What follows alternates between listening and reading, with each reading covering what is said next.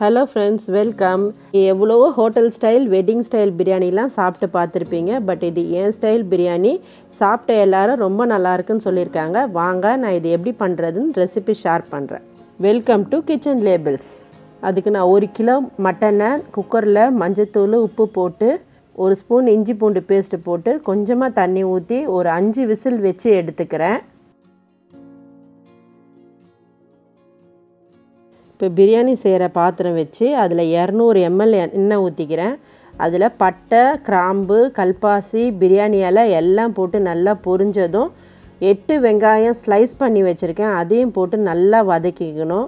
வெங்காயம் நல்லா வதங்கினதுக்கப்புறம் 8 தக்காளி ஸ்லைஸ் பண்ணி வச்சுருக்கேன். அதையும் போட்டுக்கிறேன். நல்லா தக்காளி மேஷ் ஆகிற அளவுக்கு வதங்கணும். கொஞ்சம் உப்பு போட்டுக்கோங்க. இது ரெண்டும் வெங்காயமும் தக்காளியும் நல்லா வதங்கினதுக்கப்புறம் 6-7 பச்சை மிளகாய் போட்டுக்கிறேன். பச்சை மிளகாவும் நல்லா வதங்கட்டும். இஞ்சி பூண்டு பேஸ்ட்டு ஒரு 5 ஸ்பூன் போட்டுக்கிறேன். அது நல்லா வதங்கட்டும். பச்சை வாசனை போனதுக்கப்புறம் ஒரு கைப்பிடி புதினா, ஒரு கைப்பிடி கொத்தமல்லி ரெண்டுத்தையும் போட்டு நல்லா கலந்துக்கிறேன். மஞ்சத்தூள் 1 ஸ்பூன் போட்டுக்கிறேன். மிளகாத்தூள் 3 ஸ்பூன் போட்டுக்கிறேன்.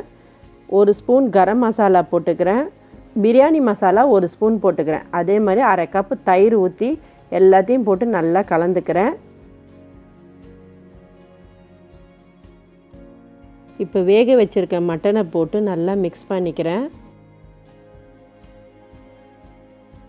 இந்த மசாலாவுக்கு தேவையான உப்பு போட்டுக்கிறேன். உப்பு போட்டு ஒரு 3 நிமிஷம் ஒரு தட்டு போட்டு மூடுங்க. தட்டை எடுத்திங்கன்னா இப்போ கறியில் உப்பு காரெல்லாம் ஏறி இருக்கும். இப்போ தண்ணி சேர்த்துக்கலாம். ஆக்சுவலாக நான் 1 கிளாஸ் அரிசிக்கு 1.5 கிளாஸ் தண்ணி சேர்த்துப்பேன். நான் 3 கிளாஸ் அரிசி எடுத்திருக்கேன். அதுக்கு 4.5 கிளாஸ் தண்ணி சேர்த்துருக்கேன். கறி வேக வைக்கும் போது நமக்கு ஒரு 2 கிளாஸ் தண்ணி இருக்குது. கூட ஒரு 1.5 கிளாஸ் தண்ணி போட்டு நான் ஊற்றிருக்கேன். தண்ணி நல்லா கொதி வந்தோன்னே 1 கிலோ அரிசி நல்லா 20 நிமிஷம் ஊற வச்சுருக்கேன். அந்த பாஸ்மதி அரிசியை போட்டு லேசாக கலந்து விட்டுட்டு ஒரு 25 நிமிஷம் மீடியம் ஃப்ளேமில் நல்லா சாப்பாடு வேகட்டும். இப்போது இந்த ஸ்டேஜில் டம் போடணும். நான் தோசைக்கல்லை வச்சு அதுக்கு மேலே இந்த பாத்திரத்தை வச்சு அது மேலே ஏதாவது ஒரு ஹெவியான வெயிட்டாக வைப்பேன். ஒரு 15 நிமிஷம் வச்சு எடுத்திங்கன்னா சூப்பரான பிரியாணி ரெடி ஆகிடுச்சு. இந்த பிரியாணி மசாலா டேஸ்ட்டில் வேறு லெவலாக இருக்கும். செஞ்சு பார்த்துட்டு எப்படி இருக்குன்னு சொல்லுங்கள்.